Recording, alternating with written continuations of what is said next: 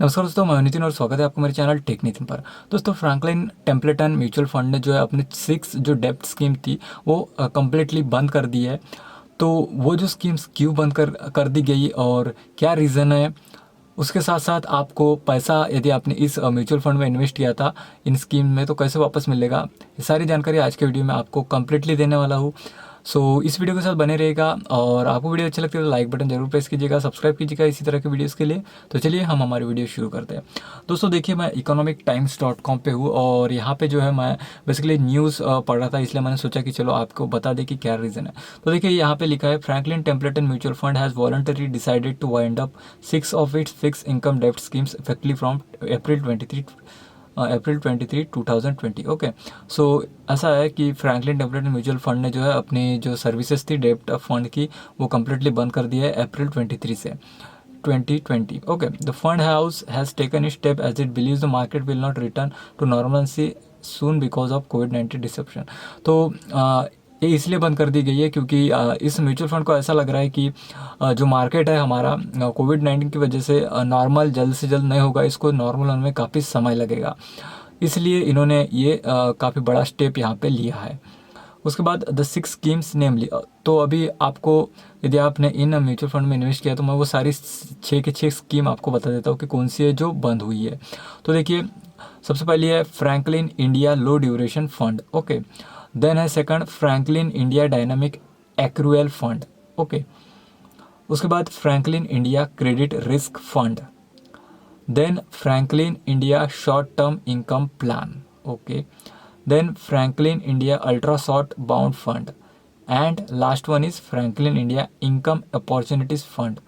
सो दोस्तों देखिए, टोटल मिला के जो मीन्स कॉर्पस था में जो जितना भी फंड इन्होंने इस स्कीम्स में इन्वेस्ट किया था, टोटल मिला के वो लगभग 26 करोड़ के आसपास है। ओके, तो देखिए आगे लिखते ही है, सेवरल रिटेल एच and corporate investor park money in डेप्ट mutual fund due to higher returns as compared to bank deposit. तो लोग ने इन फंड्स में इन्वेस्ट इसलिए किया था कि जो बैंक डिपॉजिट से ये ज़्यादा रिटर्न देते थे। उसके बाद इजी लिक्विडिटी होती थी क्योंकि कभी भी पैसे निकाल सकते थे, and tax benefit of indexation if they remain invested for 3 year. Tax benefit भी मिल जाता था यदि वो 3 साल के लिए इसमें इन्वेस्टेड रहते थे। So with this fund house deciding to wind up this scheme, these open-ended scheme which are available for buying or selling on daily basis on every working day will not be available। यानी कि ये जो scheme थी हम किसी दिन भी खरीद सकते थे। उसके बाद ये ओपन एंडेड स्कीम थी, तो ये जो है अभी फ़िलहाल अवेलेबल नहीं होगी, मीन्स कभी भी अवेलेबल नहीं होगी आई थिंक।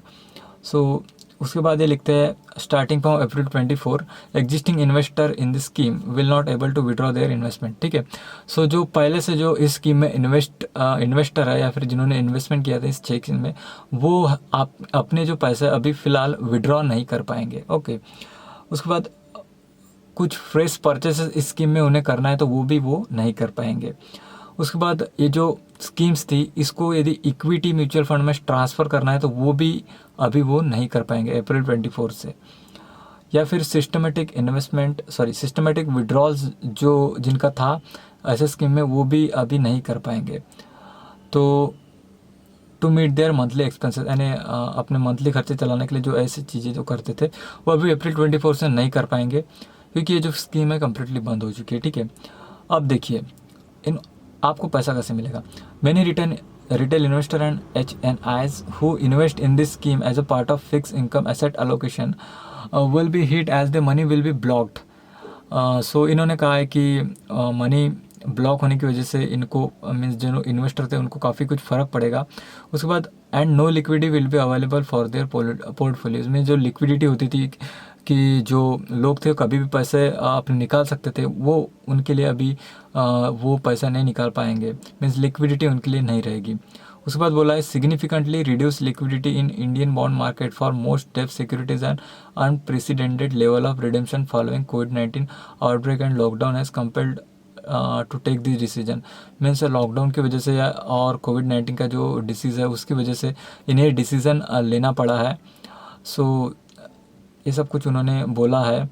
और जो बॉन्ड है वो मार्केट में अभी फ़िलहाल जो है बिक शायद नहीं रहे होंगे, इसलिए उन्हें ये डिसीज़न लेना पड़ेगा और उनका कहना है कि काफ़ी समय लगेगा इसे रिकवर होने में जो मार्केट है उसे रिकवर होने में।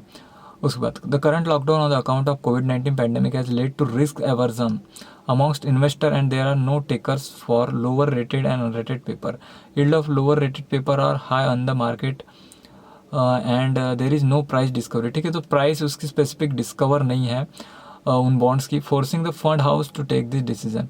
ठीक है, तो बेसिकली जो डेब्ट मार्केट में जो इन्वेस्टमेंट होता है वो बॉन्ड्स में होता है, उसके बाद जो बिल्स होते हैं ट्रेजरी बिल्स उसमें होता है. सो अभी फ़िलहाल में कंडीशन क्या है, जो लॉकडाउन है या फिर जो अभी कंडीशन है हमारे कोविड-19 की वजह से, उसकी वजह से क्या हो रहा है, जो बॉन्ड्स शायद बिक नहीं रहे होंगे सही प्राइस पे, इसलिए या फिर नहीं ले पा रहे होंगे वो किसी वजह से, इसलिए इन्हें जो है ये फंड हाउस को डिसीज़न लेना पड़ रहा है. उसके बाद wind scheme being wound up with the scheme being wound up, the fund house will proceed to liquidate the asset of the scheme without reporting to any distress sale. However, there is no timeline to liquidate the scheme asset. यानी कि अभी फ़िलहाल हम कुछ भी नहीं बता सकते, ऐसा बोल रहे हैं ये कि कब हम जो है इन स्कीम्स को जो है मीन्स जो एसेट है इसमें इसको बेचेंगे. ओके, अब देखिए, अब सबसे इम्पोर्टेंट आपको पैसे कैसे मिलेंगे. The unit holder will be paid as when the securities come up for maturity in the portfolio.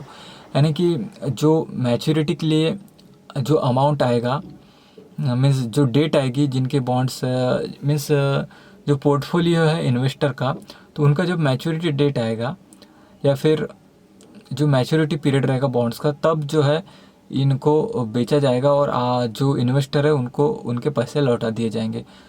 तो देखिए, once the security matures and the fund house received proceed, यानी कि जब ये मैच्योर होंगे जो बॉन्ड्स है और जो क्या बोलते हैं जो प्रोसीड है, यानी कि जो अमाउंट जब फंड हाउस को वापस मिलेगा, तब जो है जो इन्वेस्टर है उनको उनके पैसे लौटा दिए जाएंगे. Okay, if market situation improves, यानी कि यदि मार्केट सिचुएशन जो है इम्प्रूव होती है, fund house will try to sell the securities in the market.